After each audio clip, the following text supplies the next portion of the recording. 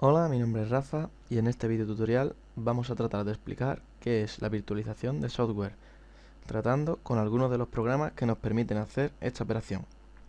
También hablaremos de las máquinas virtuales y de su utilización, y por último enseñaremos cómo crear y ejecutar dichas máquinas virtuales.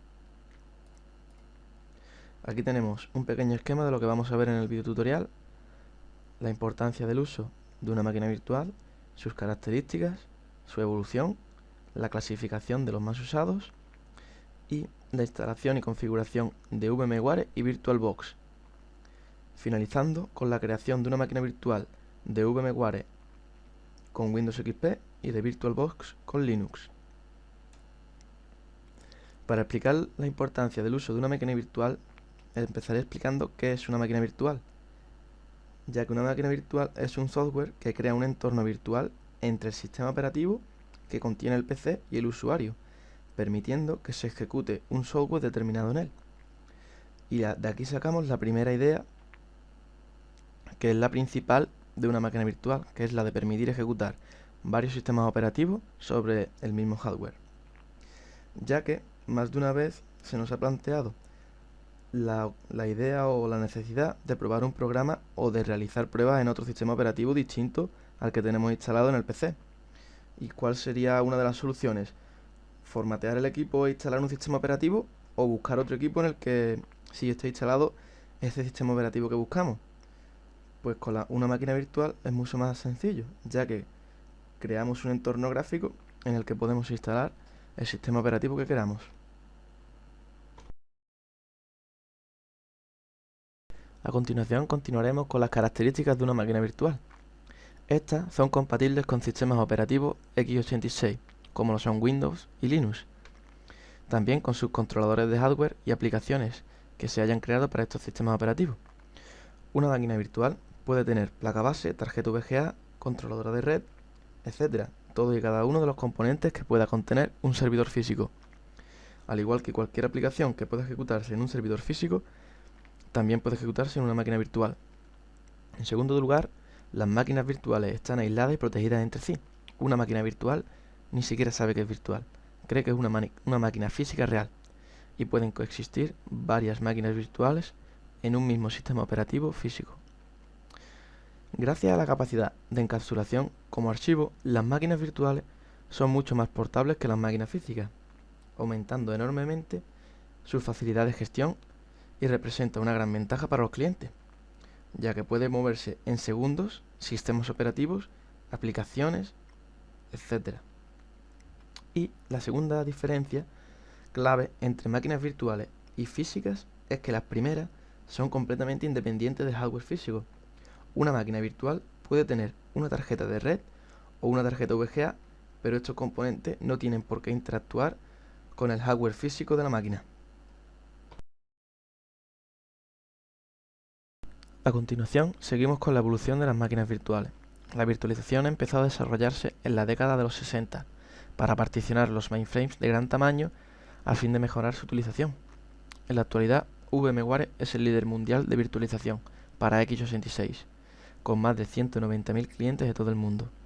Fue IBM quien empezó a implementar la virtualización hace más de 30 años, con una manera lógica de particionar estos ordenadores de gran tamaño en máquinas virtuales independientes. Estas particiones permitían a estos grandes ordenadores realizar múltiples tareas, ejecutando varias aplicaciones y procesos al mismo tiempo. Pero con el tiempo, la virtualización se abandonó en la década de los 80 y los 90, ya que la amplia adopción de Windows y el emergente Linux como sistemas operativos de servidor en los años 90 convirtieron a los servidores x86 en el estándar del sector, abandonando así las máquinas virtuales. Pero con el incremento de los servidores x86 se generaron unos nuevos problemas: el incremento de los costes de la infraestructura física y la insuficiente protección ante desastres. Y ahí estaba VMware buscando la solución, que fue la virtualización plena del hardware x86.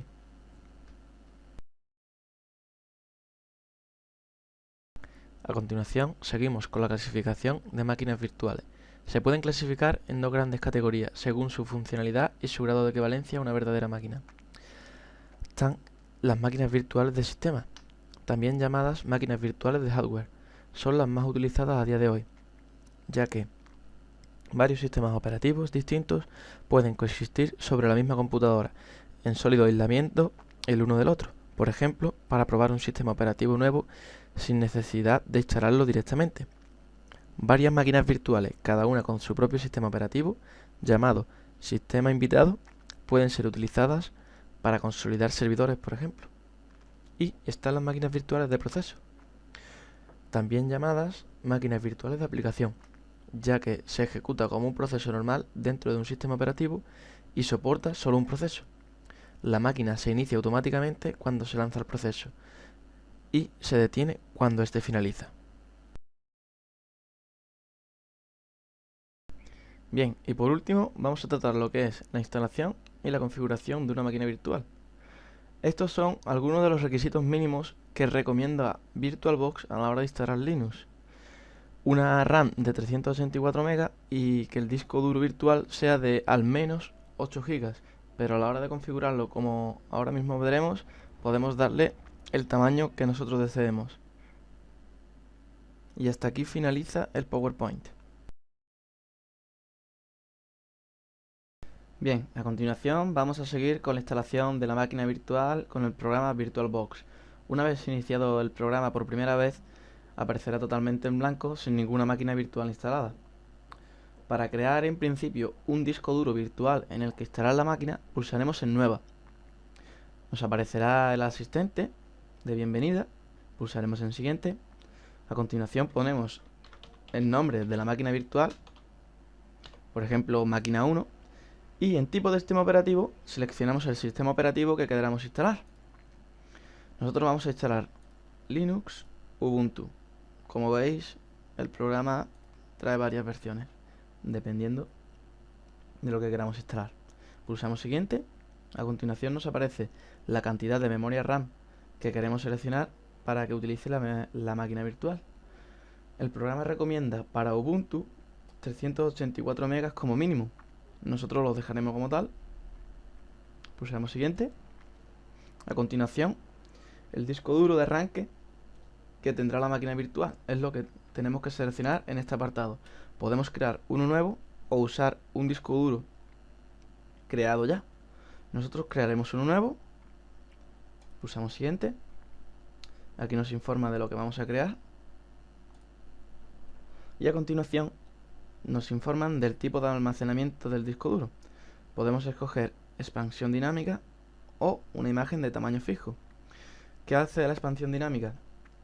Pues según el tamaño que seleccionemos nosotros, irá abarcando ese tamaño poco a poco.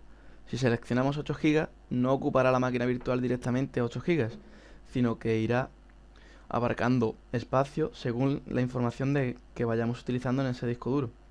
Si ponemos, por ejemplo, almacenamiento de tamaño fijo, abarcará directamente desde que creemos la máquina virtual esos 8 GB. Nosotros pulsaremos almacenamiento de expansión dinámica y Siguiente. Aquí es donde elegimos la localización de la máquina virtual. La podemos poner en el escritorio, por ejemplo, en una nueva carpeta.